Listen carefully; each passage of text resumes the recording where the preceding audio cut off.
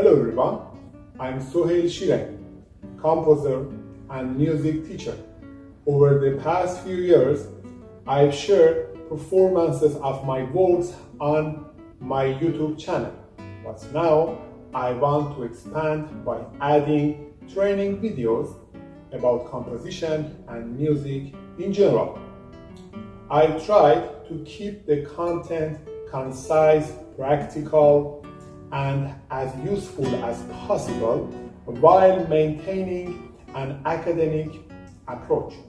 Please feel free if you have comment or question. Thank you.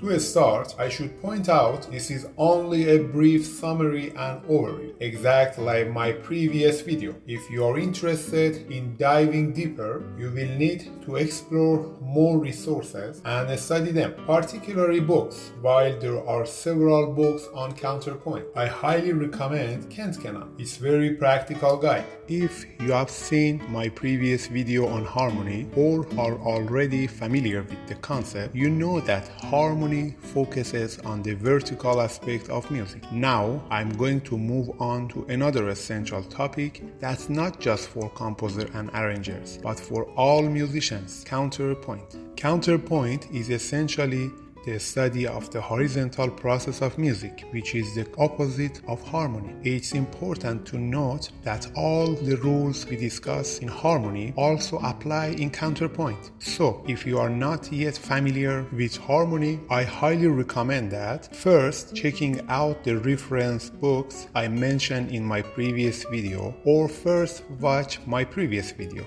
Before I dive in, please consider subscribing my page, giving this video a like, and sharing with your friends and support me.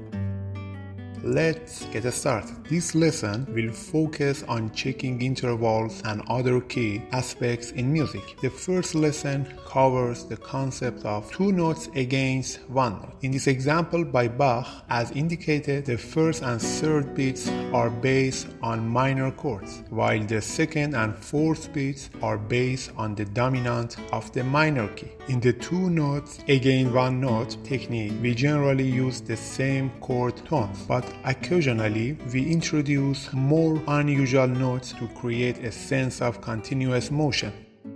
Creating continuous motion is both important and useful. However, using arpeggios in counterpoint is not an easy task, and your initial practice may be challenging.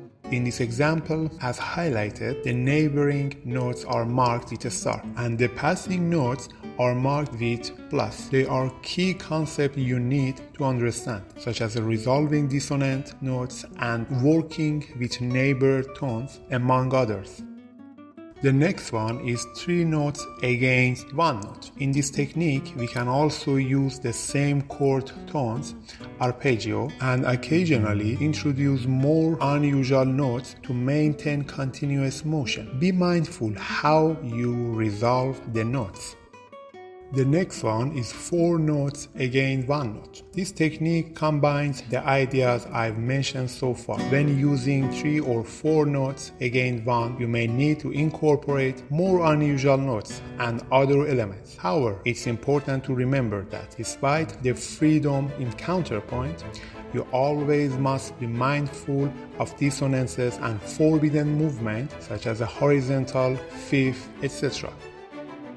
Now, let's begin discussing inventions. As you might guess, inventions refers to creation, innovation, and planning. This counterpointal form, featuring two or three voices, was used by composers like Bach, Handel, and others in the late Baroque period. In this form, a musical idea is developed multiple times by the composer. There are many examples of inventions, but I will focus on the most important one: the 15 inventions for two voices and 15 inventions for three voices, or sinfonias by Bach. Bach inventions are generally divided into three styles. The first style consists of short inventions based on two subjects and three independent parts, with cadences occurring together in different tonality, as an invention Invention number 1. The second style features inventions that use a canon on the theme as the invention number 2. And finally, the third style is formed in the fugue format, where the subject is introduced simultaneously in different voices as the invention number 3, 6, 8, and finally number 9. It seems that Bach created these inventions to prepare his students for playing the well-tempered clavier. Today, we recognize these works as a powerful tools not only for composers, but for all musicians and performers. Many piano compositions treat the left hand as an accompaniment, with little emphasis on this rule. Bach's approach, however, is completely different. He gives equal importance to both hands, making the left hand just as essential as the right hand. Usually, the inventions consist of 3 parts: exposition, development, and re-exposition. How to write an invention? The first and most important step is writing an invention is creating the exposition.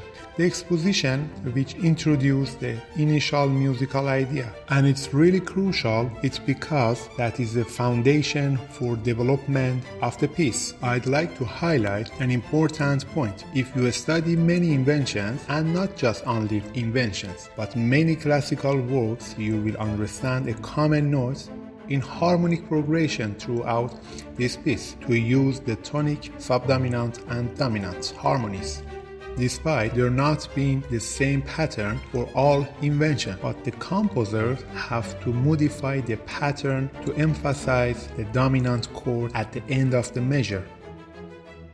And now the time for adding counterpoint to the theme statement. You need to add counterpoint to accompany the statement of the theme in the second, third, and fourth measure. Your counterpoint is going to this invention exposition must emphasize the harmony each measure, especially in the string beats. Development is the second part of inventions. There is not any specific pattern for all of them, but with more analyzing works by composers, you will recognize their effort for developing ideas in the exposition part, especially in the main theme or subject. It's because there are many repeat sentences. Some of them are exact idea and some of them are a type of variation of theme. You are not boring. You will see the unity of the work at the same time.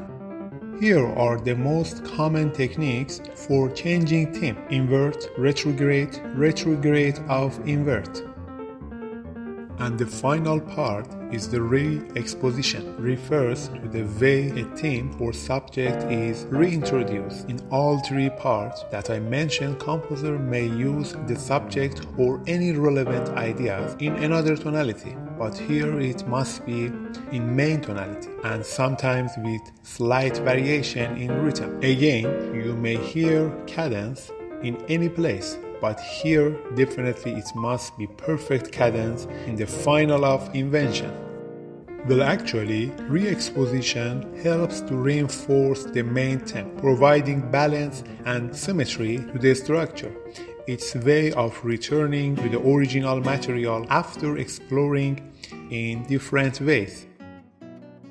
Now I am going to quickly analyze invention number 1 by Bach, as outlined in this score, focusing on 3 parts of the work. Bar 3 and 4. Right hand, the subject is reversed and descends into a melodic march-like sequence. Bar 3, left hand. First few notes of the subject are augmented and form of melody in a similar march style. And finally, bar number 10. In this bar, both parts are inversions of the material from bar 3 and 4.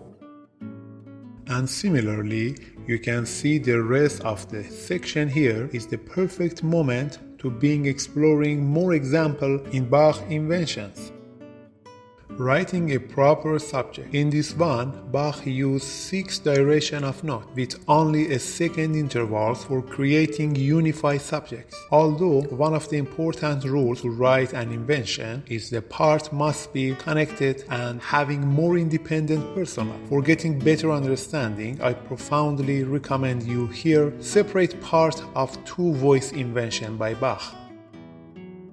You can clearly see the use of the arpeggios in this example. Bach often employed arpeggios in his works, and this technique is well known as a prepared pattern. It was a distinctive approach he frequently used to create a flowing, structured musical texture.